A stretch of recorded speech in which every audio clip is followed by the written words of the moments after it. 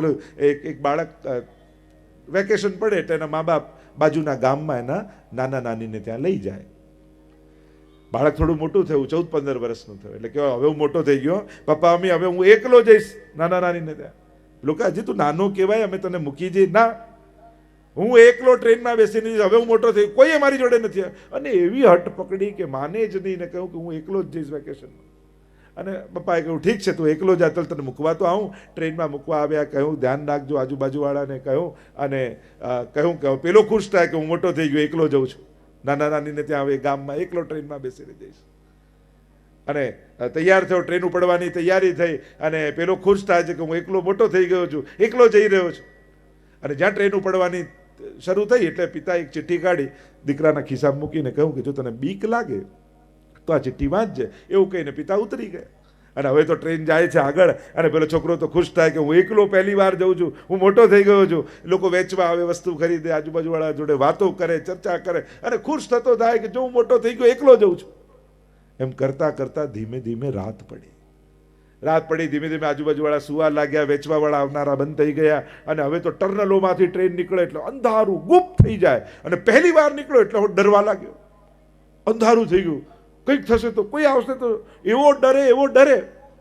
અને ટર્નલો એવી આવે, અંધારું ગુપ્ત, કોઈ દેખાય નહીં, એવી બીક લાગી. એટલે ત્યારે પપ્પાની વાત યાદ આવી, જો તને બીક લાગે ને તો આ ચિઠ્ઠી વાંચજે. અને ડર્યો, અને અજવાળું આવ્યું ને ચિઠ્ઠી ખિસ્સામાંથી કાઢી અને વાંચ્યું તો એટલું લખ્યું તું, બેટા ડરતો નહીં, હું પાછળના ડબ્બામાં જ છું. એમ મહાપ્રભુજીએ પણ આપણા બધાના ખિસ્સામાં એક ચિઠ્ઠી મૂકી છે. પ્રભુ સર્વ સમર્થો હિ તતો નિશ્ચિતતામ રજેત. તું જેના શરણમાં ગયો છું એ પરમાત્મા સર્વ સમર્થ છે, એટલે નિશ્ચિંત બની જા, નિર્ભય બની જા. તે અલ્પનો આશ્રય નથી કર્યો, તે સમર્થનો આશ્રય કર્યો છે. જે ભાગ્ય બદલવા સમર્થ છે એવા પરમાત્માની શરણમાં તું છે. અહીંયા પરીક્ષિત મહારાજ યાદ કરે છે કેવા અમારા પૂર્વજો ઉપર કૃપા ઠાકોરજીની. એક ભીની માટીમાં વાછરડાનું પગલું પડે અને જે ખાડો પડે, અને એટલા નાના ખાડાને માણસ ચાલતો ચાલતો ઓળંગી જાય ને એને ખબર ન પડે. એ રીતે અમારા પૂર્વજો આ મહાભારતના યુદ્ધને ઓળંગી ગયા, ખબર એ ન પડી, કારણ ભગવાન સાથે હતા. એટલે જ્યારે મહાભારતનું યુદ્ધ પૂરું થયું ને એટલે ભગવાન અર્જુનની રથની લગામ પકડીને ઊભા છે, અને અર્જુનને કહે છે હમણાં ને હમણાં કૂદકો માર, રથ પરથી કૂદી જા. અર્જુનને મદ હતો કે જો મારા પુરુષાર્થના બળે યુદ્ધ જીત્યા છે, અને ભગવાન કહે કે હમણાં ને હમણાં કૂદ. પણ પ્રભુ સેના માટે પ્રશ્ન ન કરીશ, કૂદી જા કહું છું તને. અને ભગવાન જોરથી બોલ્યા એટલે કૂદકો માર્યો, અને પ્રભુ હવે ધીમે રહીને રથ પરથી નીચે ઉતર્યા, અને ભળભળતી આગમાં આખો રથ બળીને 2 સેકન્ડમાં ખાક થઈ ગયો. અને ચકિત થઈને અર્જુન જુએ છે કે આ શું, 2 મિનિટમાં તો ખાક થઈ ગયો રથ. આવું શું બન્યું? પરમાત્માને પૂછે છે આ શું થયું? ત્યારે ભગવાને કહ્યું કે તારા રથ ઉપર એટલા બાણ વાગ્યા હતા કે ક્યારનું બળીને ખાક થઈ જાત.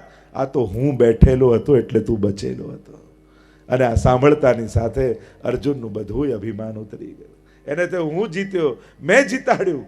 સમજાયું કે જેણે રથની લગામ પકડી હતી ને એની કૃપાના બળે જીત્યા છે. માણસને ઘણીવાર વિપરીત સંજોગોમાં જ સમજાય છે કે હું અસમર્થ છું અને સર્વ સમર્થ તો કેવલ ઈશ્વર છે. આગળ અનેક પ્રશ્નો કર્યા છે પરીક્ષિત મહારાજે. પ્રશ્ન કરતા કહ્યું કે ભગવાન અને બલદાવજી તો રોહિણીજીના પુત્ર હતા, પછી દેવકીજીના પુત્ર કેમ કહેવાયા? મામાનું ઘર છોડીને ભગવાન વ્રજમાં કેમ બસ્યા? દ્વારકામાં કેટલા વર્ષ નિવાસ કર્યો? કેટલી પત્નીઓ હતી? આવા અનેક પ્રકારના પ્રશ્નો કર્યા. અને કહ્યું જે પૂછ્યું છે તો કહેજો, જે પૂછવાનું રહી ગયું છે એ પણ ગુરુદેવ કહેજો. વિનંતી કરી છે. કહ્યું કે ભૂમિ પર ભાર વધ્યો, ગાયનું રૂપ ધારણ કરીને પૃથ્વી આવી બ્રહ્માજી પાસે. બ્રહ્માજીએ કહ્યું કે તારા દુઃખને હું જાણું છું, ચાલ ક્ષીરસાગર પર જઈને પરમાત્માને પુકાર કરીએ. તત્ર ગત્વા જગન્નાથમ દેવ દેવ વૃષાકપિમ પુરુષમ પુરુષસુક્તેન ઉપતસ્થે સમાહિત. આવ્યા છે ક્ષીરસાગર પર, પુરુષ દ્વારા ભગવાનની સ્તુતિ કરી છે. ધ્યાનમાં આવ્યા પરમાત્માને. બ્રહ્માજીને કહ્યું બધા જ દેવોને કહી દો જુદા જુદા રૂપ ધારણ કરીને વ્રજમાં જાય. થોડી જ ક્ષણોમાં હું વ્રજમાં પધારીશ, થોડા જ દિવસોમાં હું વ્રજમાં પધારીશ. અને કોઈ દેવતા ગાય બન્યું, કોઈ હરણ બન્યું, કોઈ પર્વત બન્યું, કોઈ તૃણ બન્યું. જુદા જુદા રૂપ ધારણ કરીને દેવતાઓ વ્રજમાં પહોંચી ગયા. અને અહીંયા વસુદેવ અને દેવકીના વિવાહનો પ્રસંગ આવ્યો. બેનના વિવાહ છે એટલે બધી જ તૈયારી ઉપાડી લીધી કંસે. બધી જ વ્યવસ્થા કરી રહ્યો છે. સુંદર રીતે વિવાહ સંપન્ન થયા અને મેં બધું સંભાળી લીધું હતું એ બતાવવા માટે રથ પર બેસીને જતા હતા. બેન અને બનેવી કહ્યું કે સારથીને ઉતાર્યો ને કહ્યું કે લાવ હું મૂકીને આવું. હવે બધું મેં કર્યું છે તો છેલ્લું કામ પણ હું જ પતાવું. અહંકારી છે અને સ્વાર્થી સારથી બન્યો.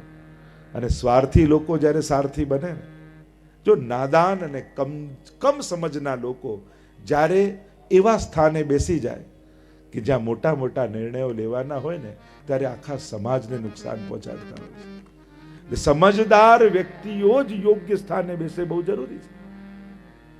ઘણીવાર મોટિવેશનના ક્લાસીસ ચાલે, ઘણીવાર આવા નાદાન લોકો બહુ મોટિવેટ થઈ જાય ને તોય સમાજને બહુ મોટું નુકસાન થઈ જાય.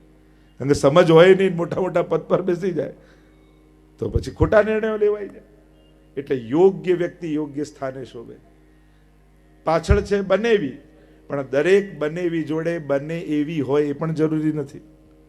જ્યાં રથની લગામ પકડીને આકાશવાણી થઈ, એ મૂર્ખ, તું જેને વળાવવા જાય છે ને એનો જ 8મો ગર્ભ તારો કાળ થશે. અને જ્યાં પોતાના મૃત્યુની વાત આવી, ખડક ખેંચ્યું, કેસથી પકડ્યા દેવકીજીને જ્યાં મારવા જાય, દોડતા વસુદેવજી આવ્યા ને હાથ પકડ્યો. અરે નાની બેનને મારે છે. નાની બેન તો દીકરી સમાન કહેવાય. તારું યશ, કીર્તિ, વૈભવ, ધન બધું જ નાશ થઈ જશે જો તું આને મારીશ. એના કરતા હું તને વચન આપું છું, આને જે બાળક થશે ને તને આપી દઈશ. વાત ગળે ઉતરી. અને તું મૃત્યુથી ડરે છે. મૃત્યુનો જન્મ બતાવ વીર દેહીને સહજાય. મૃત્યુ તો જન્મની સાથે પેદા થાય. મૃત્યુનો સમય, મૃત્યુનું કારણ અને મૃત્યુનું સ્થાન આ તો માણસ જન્મે ને ત્યારે નક્કી થઈ જાય, એમ શાસ્ત્ર કહે છે. અને કહ્યું તને વચન આપું છું. 5 બાળકો થયા, 6ઠ્ઠો બાળક થયું. નારદજીને થયું કે આ જો પાપનો ઘડો ભરાશે નહીં તો ફૂટશે કેમ? કમળનું ફૂલ લઈને ગયા કંસ પાસે. કહ્યું જો આ પાંખડીથી પહેલી ગણ તો 8મી આ થાય, આનાથી પહેલી ગણ તો 8મી આ થાય, આનાથી પહેલી ગણ તો 8મી આ થાય, એમ બધી પહેલી બધી 8મી, આમાં 8મો કોણ ખબર કેમ પડે? નારદજીને તો સમજાવ્યા અને કંસની વાત તો સાચી, ક્યાંક દેવતાઓ છલ ન કરતા હોય. 6 બાળકોને મારી નાખ્યા. વસુદેવ દેવકીજીના 6 દોષ દૂર થયા. હવે પરમાત્મા પધારશે. 7મા શેષજી આવ્યા. ભગવાને કહ્યું કે આ વખતે મોટા થવું છે કે નાના થવું છે? શેષજીએ કહ્યું કે રામા અવતારમાં નાનો બન્યો, લક્ષ્મણ બન્યો તો તમારે જે કહ્યું બધું કરવું પડ્યું, સીતાજીને વનમાં મૂકવા જવું પડ્યું. હવે તો મોટા થઈને જવું છે. અને 7મા શેષજી રૂપે આવ્યા. ભગવાને માયાને આજ્ઞા કરી, પધરાવો આપને રોહિણીજીના ગર્ભમાં, અને કર્ષણ કર્યું અને રોહિણીજીના ગર્ભમાં પધરાવ્યા. હવે પ્રભુને પધારવાનો સમય આવ્યો. 8.5 શ્લોકો આજે પણ જન્માષ્ટમી હોય ને હવેલીમાં, ત્યારે રાત્રિના સમયે આ 8.5 શ્લોકો બોલવામાં આવે. 5 તત્વોની શુદ્ધિનું વર્ણન આવ્યું છે. સુખદેવજી વર્ણન કરતા બોલ્યા, ગ્રહ નક્ષત્રો અનુકૂળ સ્થાને ગોઠવાયા. પ્રભુ સારા ગ્રહ જોઈને ન આવે, સારું મુહૂર્ત જોઈને ન આવે. પ્રભુ આવે એનાથી ઉત્તમ બીજું કોઈ મુહૂર્ત ન હોય. મિલે ગોપાલ સોહી દિનની કો. પ્રભુ મળે ને એનાથી ઉત્તમ બીજો કોઈ સમય નથી. આપણે જો તમે જીવનમાં ઘણા ડિસિઝનો લીધા હશે, બહુ મહત્વના નિર્ણયો પણ લીધા હશે. આજ સુધી જેટલા નિર્ણયો, ડિસિઝનો લીધા એમાંથી તમારું સૌથી બેસ્ટ ડિસિઝન કયું? સૌથી શ્રેષ્ઠ નિર્ણય કયો? મારી દ્રષ્ટિએ જે દિવસે તમારા ઘરે તમે ઠાકોરજી પુષ્ટાવીને પધરાવ્યા ને એ તમારા લાઈફનું બેસ્ટ ડિસિઝન હતું.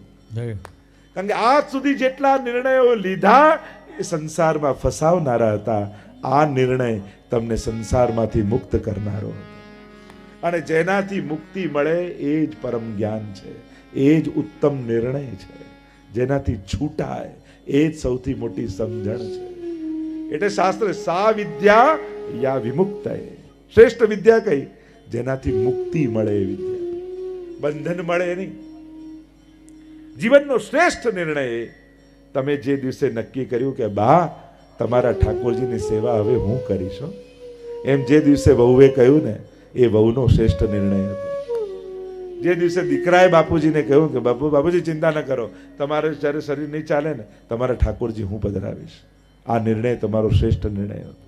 અને હજી હું તો યુવાન ભાઈઓ બહેનોને કહીશ, ઘરમાંથી બધું જતું હોય તો જવા દેજો, પણ તમારા વડીલોના જે ઠાકોરજી હોય ને એને જવા ન દેતા. એ જો ઘરે રહ્યા ને તો જીવનનું બધું સુખ ગોતતું ગોતતું તમારા ઘરે આવી જશે. પણ જો સુખના મૂળ એવા પ્રભુને ઘરેથી કાઢી નાખશો ને તો પછી આવેલું સુખ પણ તમને સુખી નહીં કરી શકે. મંગલ રૂપ નિધાન સાવરો, મંગલનો નિધિ એ ઠાકોરજી છે, અને એને ઘરેથી કાઢી નાખશો તો કયા મંગલની આશા રાખશો? મંગલમ ભગવાન વિષ્ણુ મંગલમ ગરુડધ્વજ. આમ પ્રભુ પધાર્યા છે, અનુકૂળ નક્ષત્ર ગ્રહ થયા, દિશાઓ દૈદીપ્યમાન થઈ છે, આકાશમાં અપ્સરાઓ નૃત્ય કરી રહી છે, દુંદુભીઓના નાદ વાગી રહ્યા છે, અને મધ્યરાત્રિના સમયે તમદ્ભુતમ બાલકમ અંબુજેક્ષણમ ચતુર્ભુજમ શંખ ગદાદ્યુદાયુધમ શ્રીવત્સલક્ષ્મમ ગલસૌવિકૌસ્તુભમ પીતાંબરમ સાંદ્ર પયોદ સૌભગમ. ચતુર્ભુજ રૂપે નારાયણ પ્રગટ થયા છે. ચારે બાજુ જયઘોષ થવા લાગ્યો. વસુદેવ દેવકી પર કૃપા કરવા માટે પરમાત્મા આવ્યા છે.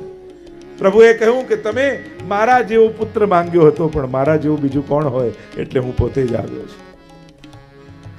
પરમાત્માએ આજ્ઞા કરી, માયાનો જન્મ થયો છે ગોકુળમાં, એમ કરો કે મને ગોકુળ લઈ જાઓ, માયાને અહીંયા લઈ આવો. છાબમાં વસ્ત્ર બિછાવ્યું, લાલનને પધરાવ્યા, માથે લીધા, અને એક વૈષ્ણવ જેમ ઝાંપીજી માથે રાખીને વ્રજયાત્રા કરવા નીકળ્યો હોય એમ વસુદેવજી ઠાકોરજીને મસ્તક પર લઈ અને વ્રજની તરફ પ્રયાણ કરી રહ્યા છે. જ્યાં ઠાકોરજી માથે આવ્યા તો બધી બેડીઓ ખુલી ગઈ. યમુનાજી કલકલ કલકલ કરતા ઉછાળાઓ લઈ રહ્યા છે, પ્રભુના ચરણોનો સ્પર્શ કરવા માટે આવ્યા છે. વસુદેવજી નંદાલયમાં પધરાવ્યા લાલનને, લીધી માયાને, પાછા આવ્યા. કારાગૃહમાં બધા દ્વાર બંધ થઈ ગયા, અને માયાએ રડવાનો અવાજ કર્યો. દોડતા આવ્યા દ્વારપાલો, જઈને સમાચાર આપ્યા કંસને. મારવા માટે આવ્યો કંસ, જ્યાં પછાડવા જાય આકાશમાં અષ્ટભુજાળી માયા થઈ. મૂર્ખ, તને મારનારો તો ક્યારને બીજે પહોંચી ગયો છે. બધા અસુરોને ભેગા કર્યા છે, અને અહીંયા રાત વીતી છે, સવાર થવાની તૈયારી છે.